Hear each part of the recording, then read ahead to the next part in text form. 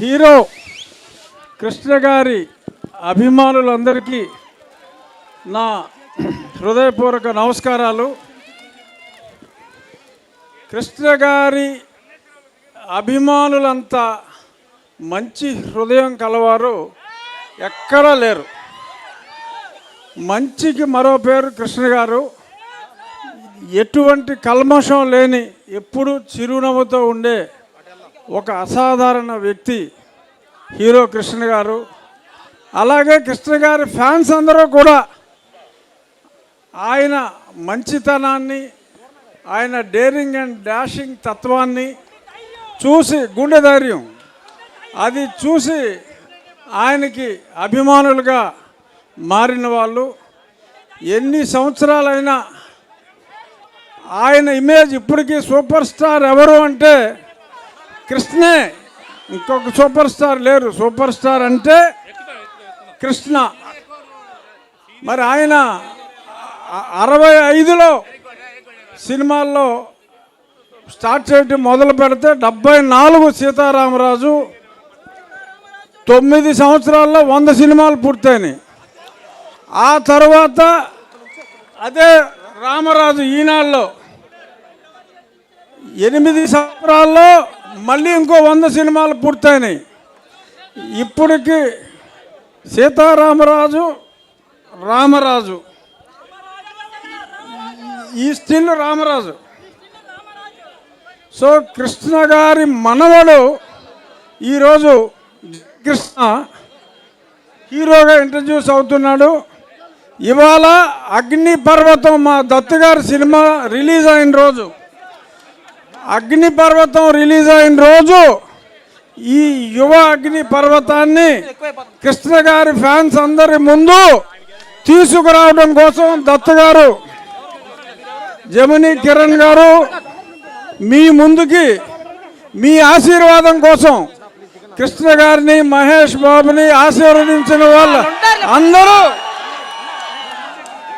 జయ కృష్ణ.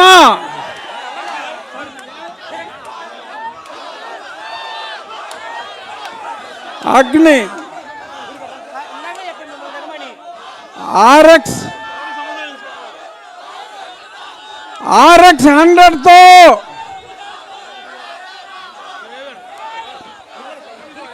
బాబు, RX 100తో యువతని కిక్కెక్కించిన అజయ్ భూపతి జయకృష్ణతో అద్భుతమైన love come action మూవీతో మీ ఆశీర్వాదం కోసం వస్తాడు.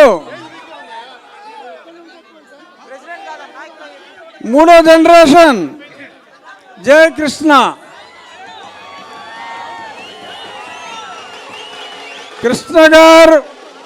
కృష్ణ గారు అంటే మీకెంత అభిమానం ఉందో ఈ జనాల్ని చూస్తే అర్థమవుతుంది. అంతకు మించిన సపోర్ట్ మీరు ఈ చిన్న మీ మనవడు కృష్ణ గారి అభిమానులు అందరికీ మనవడు మనవడు మనవాడు అద్భుతమైన విజయాన్ని. సినిమా అద్భుతంగా వస్తుంది. రష్ చూసాం, తిరుగులేదు. అబ్బాయిని మీరు చూసారు ఎలా ఉన్నాడు, ఎంత ముద్దుగా ఉన్నాడు.